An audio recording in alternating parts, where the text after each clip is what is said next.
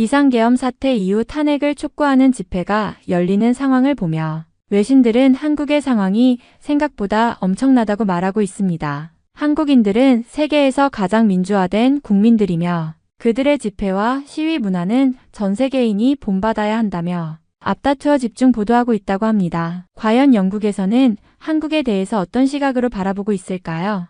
안녕하세요. 저는 영국의 대학생 엘렌이라고 합니다. 대학교에서 국제정치학을 공부하고 있는 학생이고 한국과 K-팝에 대한 무한한 애정을 가지고 있는 여성이기도 하죠. 그런데 이번에 한국에서 대통령이 비상계엄령을 선포하게 되고 한국에서 엄청난 일이 벌어진다는 소식에 관심을 가지게 되었습니다. 한국의 자유가 박탈당할 수 있다는 소문에 굉장히 조마조마하기도 했죠. 그런 일이 벌어지게 된다면 K-팝 문화나 아이돌 가수들의 생활까지도 굉장히 불편하고 불안한 상태가 되어버리니까요. 한국에서 윤석열 대통령이 비상계엄을 선포할 때에 영국의 시간은 오후 1시 반 무렵이었는데 그 내용을 긴급 소식으로 접하게 되자마자 학교에서 한국에 대한 이야기를 나누게 되었습니다. 저희 학과 학생들은 모두 한국이 이제 망국의 길로 접어들게 되었다며 한국에 대해 여러 의견들을 내놓고 있었어요.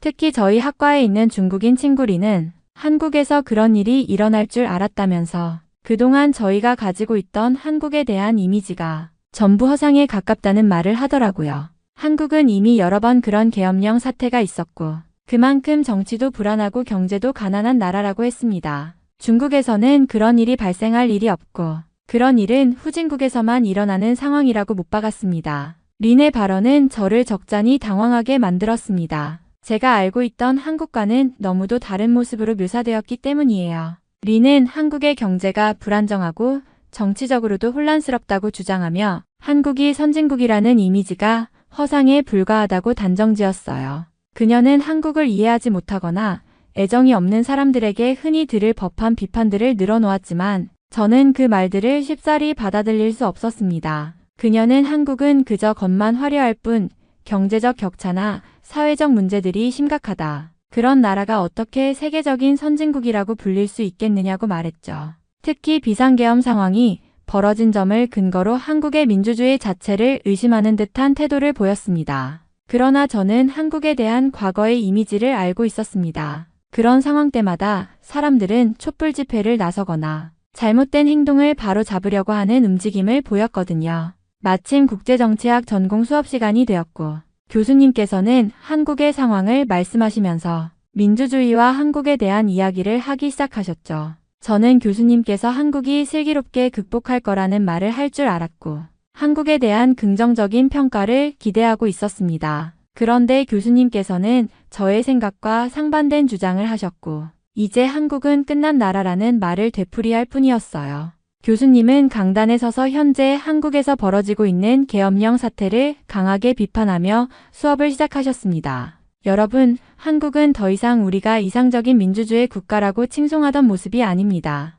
교수님은 무거운 목소리로 말씀하셨죠. 이번 계엄령 선포는 단순히 정치적 혼란을 넘어서 한국 민주주의의 근본적인 취약성을 드러낸 사례입니다. 겉으로는 선진국처럼 보일지 몰라도 정치적 문화와 권력 구조는 여전히 후진적인 요소를 가지고 있어요.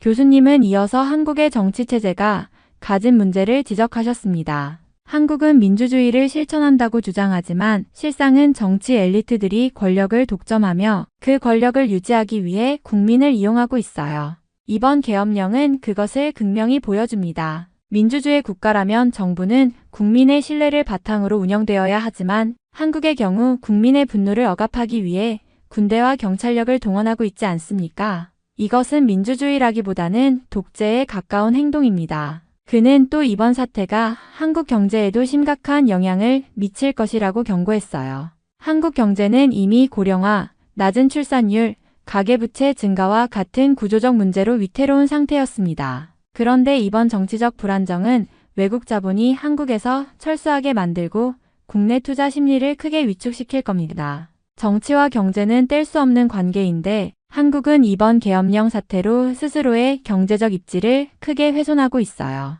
교수님은 수업 내내 한국의 상황에 대해 회의적인 입장을 유지하셨습니다. 그는 이번 계엄령은 단순한 정치적 사건이 아닙니다. 이는 한국 사회가 그동안 쌓아온 민주적 가치와 시스템이 얼마나 취약한지를 보여주는 단적인 사례입니다. 국민들이 거리로 나와 촛불을 들던 그 한국의 모습은 이제 과거의 신화일 뿐일지도 모릅니다. 이 상황을 슬기롭게 극복한다는 건 더 이상 기대하기 어려운 일이 될 겁니다. 교수님의 말은 저를 깊은 혼란에 빠뜨렸습니다. 제가 사랑하고 존경했던 한국이 교수님의 말처럼 끝나버린 나라가 되어버린다는 생각이 들었거든요. 한국은 여전히 그리고 앞으로도 이런 위기를 극복하며 더 나은 모습으로 나아갈 수 있을지 걱정되었죠.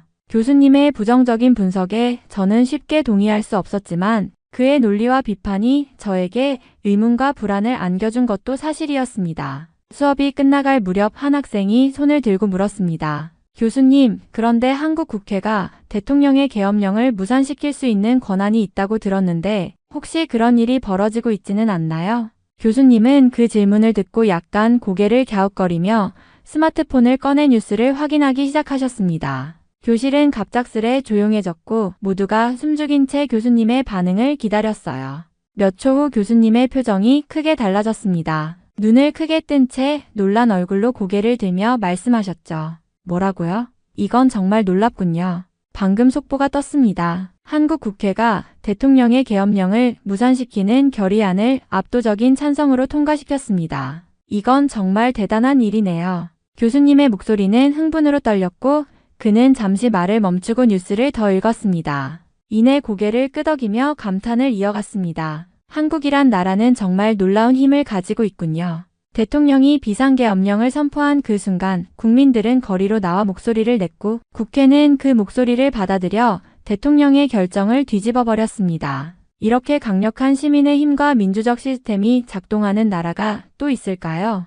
교수님은 손에 들고 있던 스마트폰을 내려놓고 교실을 천천히 둘러보며 말을 이어갔습니다. 이번 사태는 단순한 정치적 위기를 넘어 한국이라는 나라가 얼마나 강력한 민주주의의 저력을 가지고 있는지를 보여주는 사례입니다. 계엄령이 선포된 상황에서도 국민의 의지가 꺾이지 않았고 국회가 그 의지를 대변해 헌법적 권한을 행사한 겁니다. 이런 나라를 더 이상 단순히 혼란스러운 나라라고 말할 수는 없겠군요.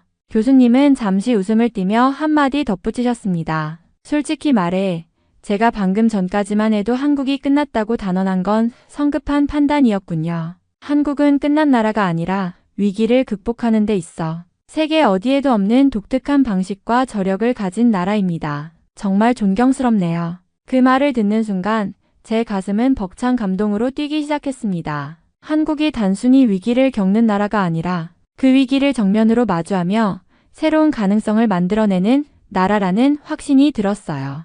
교수님의 갑작스러운 태도 변화는 한국 민주주의의 힘을 그대로 증명해주는 것 같았습니다. 수업이 끝난 후에도 교수님이 말씀하셨던 그 말이 자꾸 머릿속을 맴돌았습니다. 한국은 끝난 나라가 아니라 위기를 넘어 더 강해지는 나라다. 그 말이야말로 제가 한국이라는 나라를 사랑하고 존경하는 이유였습니다. 다른 친구들 또한 한국의 민주주의에 대해 굉장히 놀라움을 표하더라고요. 한 미국인 친구 제임스는 2021년에 미국 국회의사당 폭동 사태를 언급하면서 한국의 민주주의가 굉장히 신기하다는 말을 하더라고요. 미국에서는 그 당시 수백 명의 사상자가 발생한 적이 있었고 강력한 폭동 때문에 정말 심각한 민주주의에 혼란이 있었다면서 한국은 아무도 다치지 않고 조용한 계엄령이라는 것이 믿어지지 않는다고 했죠. 사실 저도 영국에서 브렉시트 지지자와 반대자 간의 무력을 쓴 폭력적인 충돌이 있었다는 사실을 알고 있고 상당히 부끄럽게 여기고 있었는데 한국에서는 차분한 상태로 계엄령을 해제했다는 것이 놀랍더라고요. 그런데 며칠 뒤 한국에서 또다시 엄청난 뉴스가 전해졌습니다. 수백만 명의 사람들이 거리로 나와 촛불을 들고 대통령의 계엄령 선포와 정부의 불통을 규탄하는 대규모 시위를 벌였다는 소식이었어요. 시위는 서울 광화문 광장을 중심으로 전국적으로 확산되었고 그 규모와 평화로운 분위기는 전 세계 언론의 주목을 받았습니다. 뉴스 화면 속 한국의 거리에는 촛불이 끝없이 펼쳐져 있었어요. 어린 아이부터 노인들까지 모든 세대의 사람들이 하나가 되어 민주주의를 지키자는 구호를 외치고 있었습니다. 그 모습은 단순히 정치적 시위가 아니라 하나의 거대한 축제처럼 보였어요. 사람들은 웃는 얼굴로 서로를 격려하며 평화롭게 그러나 단호한 의지를 가지고 목소리를 높였습니다. 영국에서도 이 소식은 연일 주요 뉴스로 다뤄졌습니다. BBC는 이번 시위를 세계 역사상 가장 평화롭고 조직적인 대규모 시위라고 평가하며 한국 국민들의 정치적 의식과 연대를 찬사했죠. 한국은 단순히 민주주의를 가진 나라가 아니라 민주주의를 실천하는 나라라는 해설자의 말이 저를 깊이 울리게 했습니다. 제가 다니는 학교에서도 이 시위에 대한 이야기가 끊이지 않았습니다. 교수님조차 이번에는 솔직히 한국 국민들이 이렇게까지 조직적이고 평화롭게 목소리를 낼 수 있을 줄 몰랐습니다. 이건 민주주의 교과서에 기록될 만한 사례입니다. 라며 감탄을 금치 못하셨죠. 린 역시 이번에는 더 이상 비난을 이어가지 못했습니다. 오히려 한국 사람들이 이렇게 강하게 나올 줄은 몰랐어. 솔직히 대단하다고 인정해야 할 것 같아라며 놀라움을 표했어요. 그녀의 말은 저에게 작은 승리처럼 느껴졌습니다. 한국에 대한 부정적인 시각이 조금씩 바뀌고 있다는 걸 느낄 수 있었거든요. 특히 감명 깊었던 것은 시위에 참여한 한국인들이 단순히 정부를 비판하는 것에 그치지 않고 함께 더 나은 미래를 만들어가자고 외쳤다는 점이었습니다. 한 뉴스 인터뷰에서는 중학생 소년이 이렇게 말했죠. 우리 모두의 목소리가 모여서 바꾸는 거잖아요. 저는 나중에 어른이 되었을 때도 이렇게 용기 내는 사람이 되고 싶어요. 그 말을 들으면서 저는 한국이 가진 저력을 다시금 느꼈습니다. 그들은 단순히 비판하는 국민이 아니라 행동하는 국민이었습니다. 자신들의 권리를 지키기 위해 거리로 나서고 그것을 평화적이고 아름다운 방식으로 실현하는 모습은 세계 어디에서도 쉽게 찾아볼 수 없는 장면이었어요. 며칠 전까지만 해도 린과 교수님의 부정적인 말에 흔들렸던 제가 이제는 확신을 가지게 되었습니다. 한국은 결코 끝난 나라가 아니었습니다. 오히려 위기 속에서 빛을 발하며 세계인들에게 진정한 민주주의란 무엇인지 보여주는 나라였습니다. 심지어 그들의 시위는 응원봉을 통해 더욱 강력하게 전달되었습니다. 한국인들이 거리로 나와 촛불을 들고 민주주의를 수호하기 위해 목소리를 높일 때 그들은 단순한 구호만을 외친 것이 아니었습니다. 많은 사람들이 응원봉을 들고 그것을 흔들며 일종의 퍼포먼스처럼 시위를 이어갔습니다. 이 응원봉은 단순한 도구가 아니었어요. 그것은 마치 하나의 상징처럼 시민들의 단결된 힘을 나타내는 중요한 역할을 했습니다. 응원봉을 흔드는 모습은 마치 K-팝 콘서트에서처럼 사람들의 마음이 하나로 모여가는 듯한 느낌을 주었습니다. 시위에 참여한 사람들은 각각 자신이 믿고 있는 가치와 생각을 표현하면서도 응원봉을 흔들며 서로를 지지하고 격려하는 모습을 보여주었어요. 그 모습은 단지 시위가 아니라 하나의 공동체가 서로를 응원하는 형태로 변모하며 그들의 단합된 의지가 얼마나 강력한지를 상징적으로 보여줬습니다. 저는 그 모습을 보며 한국 사회의 특별한 면을 다시 한번 느낄 수 있었습니다. 시위가 단순히 반대의 목소리를 내는 행위만이 아니라 모두가 함께 참여하고 서로의 존재를 인정하며 공동의 목표를 향해 나아가는 하나의 문화로 변하는 과정이었습니다. 그리고 이 문화는 단지 정치적인 사건에 그치지 않고 한국 사회 전체에 깊이 스며들어 있는 힘의 발현이었습니다. 응원봉을 흔드는 이 장면은 제가 그동안 보았던 시위와는 완전히 다른 차원의 것이었습니다.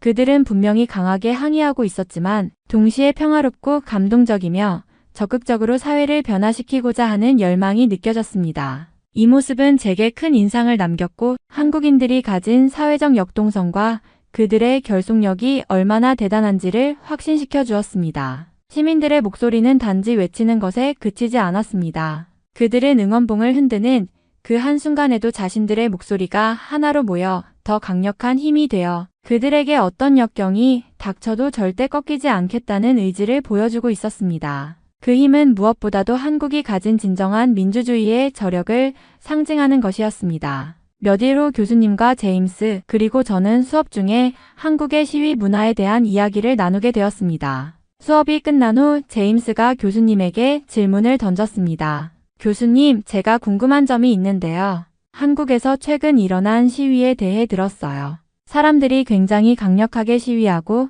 큰 분노를 표출했음에도 불구하고 사상자가 한 명도 발생하지 않았다고 하더라고요. 그런데 미국에서는 시위가 폭력적으로 변하는 경우가 많고 사상자가 생기기도 하는데 한국은 왜 그렇게 평화적으로 시위를 할 수 있는 걸까요? 교수님은 잠시 생각하신 후 고개를 끄덕이며 수업을 이끌어 가듯 대답을 시작하셨습니다. 그 좋은 질문이에요, 제임스. 사실 한국의 시위 문화는 그 나라의 민주주의와 깊은 연관이 있습니다. 한국은 여러 번의 정치적 격변을 겪으면서 폭력적인 시위보다는 평화적인 방법으로 문제를 해결하려는 노력들이 매우 중요하게 여겨졌어요.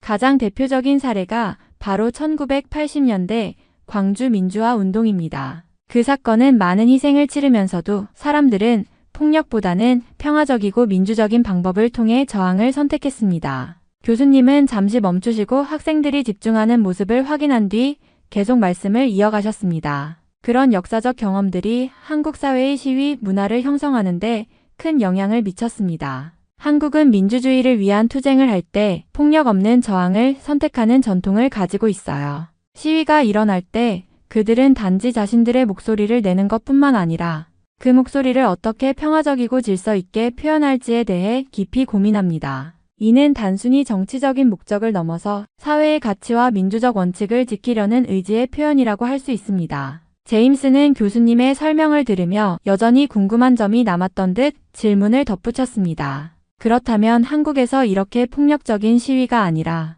평화적인 시위가 계속될 수 있었던 이유는 무엇인가요? 그렇게 큰 분노가 있을 텐데도 사람들이 폭력으로 이어지지 않고 평화적인 방법을 선택하는 건 정말 대단한 일이잖아요. 교수님은 미소를 지으며 대답하셨습니다. 정확히 말씀하셨어요, 제임스. 그것이 바로 한국 사회의 특별한 점입니다. 그들의 시위 문화는 단지 최근의 일만이 아니에요.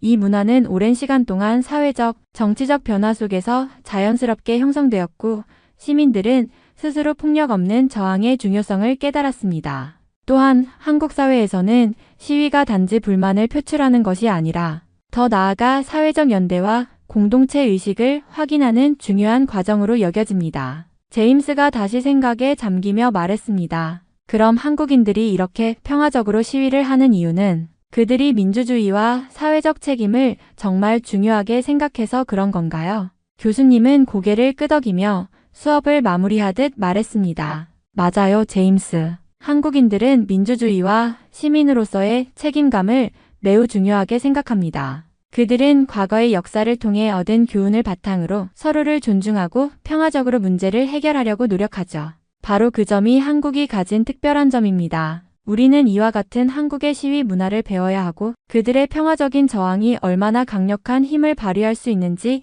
이해해야 합니다. 제임스는 교수님의 말을 깊이 새기며 그날 수업에서 많은 것을 배운 듯한 표정을 지었습니다. 저 역시 한국의 시위 문화가 단순히 정치적 행동에 그치지 않고 사회적 가치를 지키고자 하는 한국인들의 정신을 대변한다는 점에서 큰 의미를 느꼈습니다. 그렇게 한국의 시위 문화에 대한 이야기가 계속되던 중 제임스가 다른 나라의 시위와 비교하며 질문을 덧붙였습니다. 교수님, 그럼 한국과는 반대로 프랑스의 노란 조끼 운동을 생각해보면 어떨까요? 제가 뉴스에서 본 바로는 그 운동이 정말 폭력적이었고 많은 사상자가 발생했다고 하더라고요. 왜 그런 차이가 있을까요?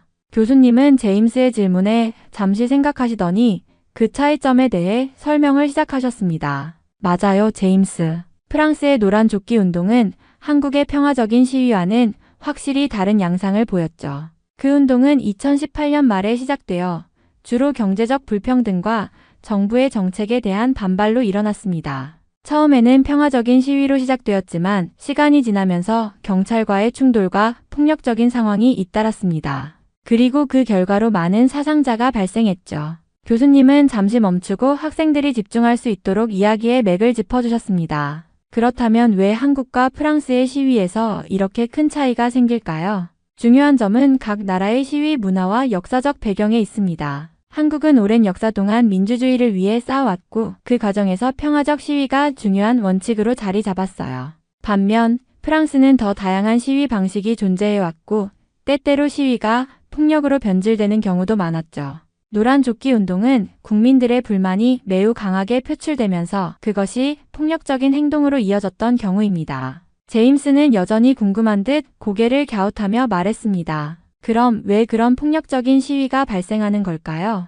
경제적 불평등이나 정부의 정책에 반대하는 시위에서 왜 평화적인 방법보다 폭력적인 방법을 선택하게 되는 걸까요? 교수님은 잠시 생각한 후 차근차근 설명을 이어가셨습니다. 그 질문도 매우 중요합니다. 많은 경우 폭력적인 시위는 사회적 불평등과 정부의 무관심, 그리고 사람들이 느끼는 절망감에서 비롯됩니다. 특히 경제적 불평등이 심각한 상황에서 사람들은 자신들의 목소리가 제대로 반영되지 않는다고 느끼고 그 결과로 극단적인 방법을 선택할 수 있습니다. 프랑스의 노란 조끼 운동이 그랬듯이 정부가 초기에는 대화를 시도하지 않거나 시위자들의 요구를 무시할 때 폭력적인 충돌로 이어질 위험이 커지죠. 제임스는 생각에 잠기며 말했습니다. 그러니까 한국에서는 과거의 경험을 통해 사람들이 평화적인 방법을 더 선호하는데 프랑스는 경제적인 불만이 커지면서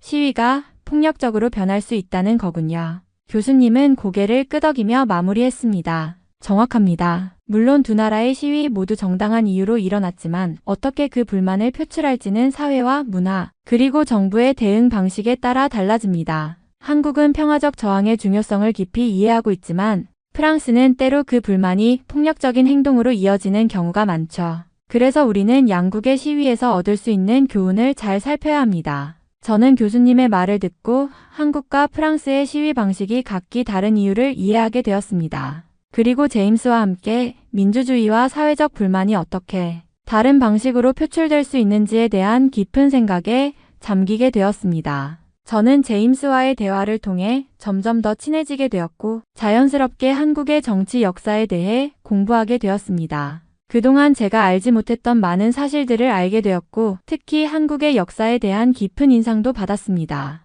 한국은 고대부터 정치적으로 매우 안정된 역사를 자랑하는 나라라는 점에 정말 놀랐습니다. 다른 나라들은 자주 왕조가 교체되거나 정권의 불안정으로 인한 혼란이 있었지만 한국은 한 나라가 500년 이상 지속된 경우가 많다는 사실이 정말 인상 깊었습니다. 예를 들어 조선 왕조는 1392년에 시작되어 500년 넘게 이어졌고 그만큼 정치적 안정성과 지속성을 유지하려는 노력들이 대단히 중요하게 여겨졌다는 점에서 한국 역사에 대한 경외심이 생겼습니다. 저는 한국의 역사에서 얻을 수 있는 교훈이 참 많다고 느꼈습니다. 정치적 안정성과 민주주의를 지켜온 한국의 역사를 통해 한국이 겪은 고난과 그것을 극복해온 방식에 대해 더 깊이 이해하게 되었습니다. 중국인 친구 리는 계속해서 중국의 정치가 안정적이라고 주장했습니다. 그녀는 중국이 경제적으로 성장하고 있으며 정치적 안정성 덕분에 세계에서 중요한 위치를 차지하고 있다고 말했습니다. 그러나 그럼에도 불구하고 중국이 민주주의를 갖추지 않았다는 사실은 모두가 알고 있었습니다. 민주주의의 기본적인 가치인 시민의 자유와 정치적 참여의 권리가 제한된다는 점은 명백히 드러나 있었기 때문입니다. 리는 그 점을 인정하기는 했지만 여전히 중국의 정치 체제가 효과적이고 안정적이라고 주장하며 민주주의가 반드시 모든 나라에서 필요한 요소는 아니라고 이야기했습니다. 하지만 저는 그 주장이 간단히 받아들여지지 않았습니다. 비록 중국이 경제적으로 발전했을지라도 정치적인 자유와 표현의 자유가 제한된 상황에서는 진정한 의미의 민주주의가 실현된 것이라고 할 수 없기 때문입니다. 그런 점에서 저는 한국의 정치적 안정성과 민주주의의 가치를 더욱 강조하게 되었습니다. 한국은 고난과 역경을 겪으면서도 민주주의를 지켜왔고 이는 다른 나라들과 비교했을 때 큰 차이를 만들어냈다고 느꼈습니다. 이번 일을 계기로 한국에 대해 더 많은 관심을 가지게 되었습니다. 저는 그동안 한국을 주로 K-팝과 같은 문화적인 측면에서만 바라보았지만 이번 사태를 통해 한국 시민들이 정치적 권리를 지키기 위해 얼마나 강력하게 싸워왔는지 알게 되었습니다. K-팝뿐만 아니라 정치까지도 시민들의 힘으로 지켜내고 있다는 사실에 정말 놀랐습니다. 한국의 민주주의가 어떻게 뿌리내려졌는지 그리고 그 과정에서 시민들이 얼마나 중요한 역할을 했는지에 대해 깊이 생각하게 되었습니다. 교수님이나 친구들의 말처럼 한국은 정말 세계에서 가장 민주적인 나라라고 생각합니다. 한국의 시민들이 민주주의와 정치적 권리를 지키기 위해 얼마나 노력해왔는지를 보면서 그들의 헌신과 결단력에 감탄하게 되었습니다. 사실 전 세계인이 한국인처럼 평화적인 방식으로 권리를 주장하고 사회적 정의를 실현하려고 노력한다면 굉장히 평화로운 세상이 될 것만 같다는 생각이 듭니다. 한국의 시위 문화나 시민들의 적극적인 참여는 다른 나라들에게도 큰 교훈이 될 수 있다고 느꼈습니다. 이번 사연은 여기서 마무리하도록 하겠습니다. 끝까지 시청해주셔서 감사드립니다. 좋아요와 구독은 영상 제작에 큰 힘이 됩니다. 꼭 한 번씩만 눌러주세요. 감사합니다.